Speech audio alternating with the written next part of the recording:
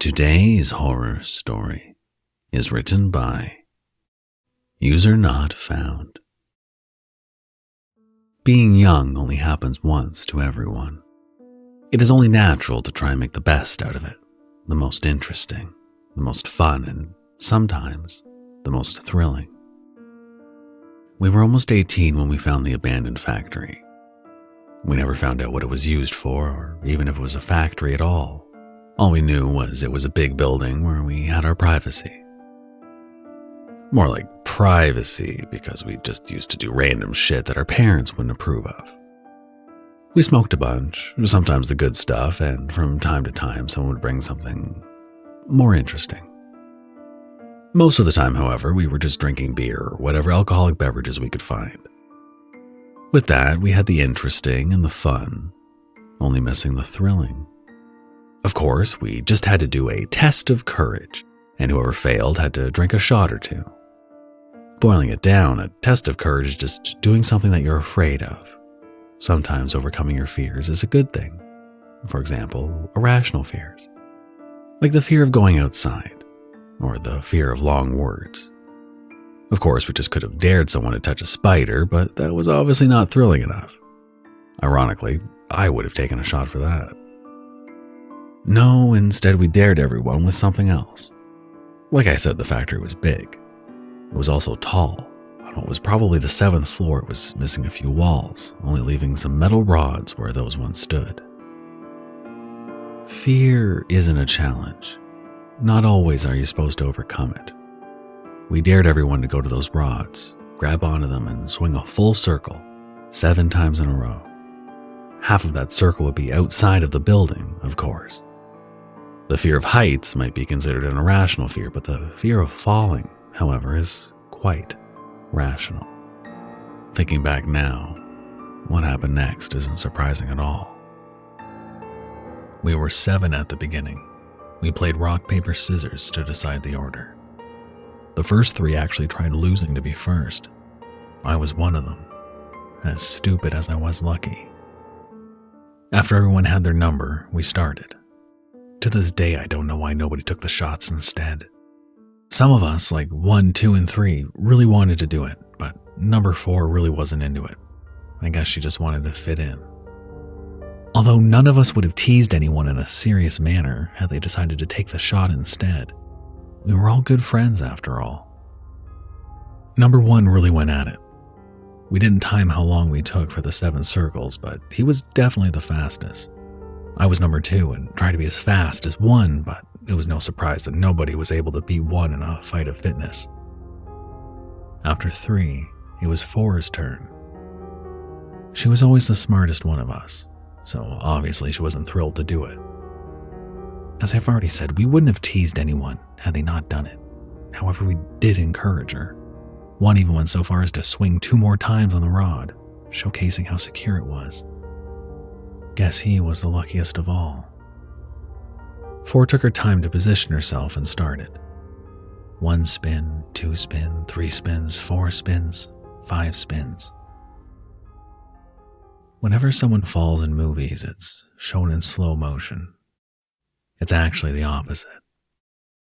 In the middle of the 6th swing, number 4 just disappeared. We didn't even understand what had just happened. There she was one moment, and the next, she wasn't. Didn't even have the time to scream. Number 6 was the first to move. She walked to the ledge, stepping long but slow, knowing but not believing what happened. During these few moments, the ledge turned into a border, splitting realities. The moment 6 reached the ledge and saw what nobody wanted to believe, one reality shattered. Our reality. The one we had lived in until this very moment. And so the panic began. We didn't know what to do, how to react. Some cried, some argued, some stood in silent shock. We all were scared. It took us some time to go down from the 7th floor. We found 4 lying half on an old concrete beam. Her back was bent in a weird angle, both her legs broken beneath the knees. The elbows were shattered and the eyes bloodshot. That's at least what we could see on the first look. Had to see. Her hands appeared to be fine. She didn't try to break the fall. The fear we felt on the 7th floor came flooding back. Some of us ran away towards the forest, puking their guts out. It was then we realized what situation we were in. What would happen next? What would happen to us after this? A new type of fear set in. We were scared of what people would think of us when they found out. Scared to think about how our future was ruined. It may have been an accident, but we encouraged her. Others would say, coerced. It was then that we made the decision and a promise. A decision and a promise that everyone regretted to the last of their days, and yet never broke. We took Four's body and buried her inside the factory, in the darkest corner of the deepest part we could find. Afterwards, we gathered a lot of metal trash lying around everywhere and filled the corner with it. After we were done, it looked like any other part of the factory. Just the part where the floor broke and a dirt layer not visible anymore. We returned home and said nothing. First came worried parents asking our parents if Four was with us. She always had been, after all. We didn't know where she was. We put on our best poker face and said we hadn't seen her since our last meeting. That much was true after all.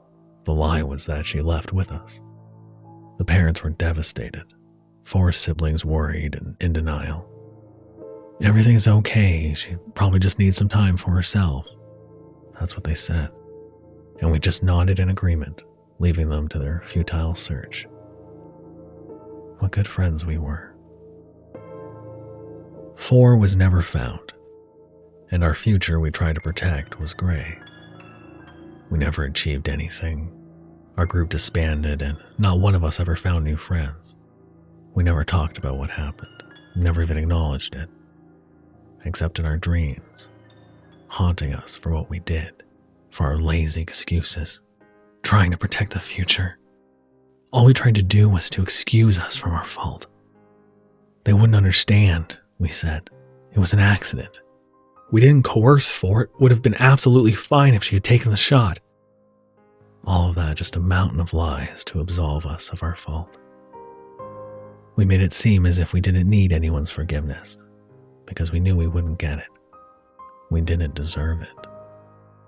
What we deserved came later, came after us, one by one.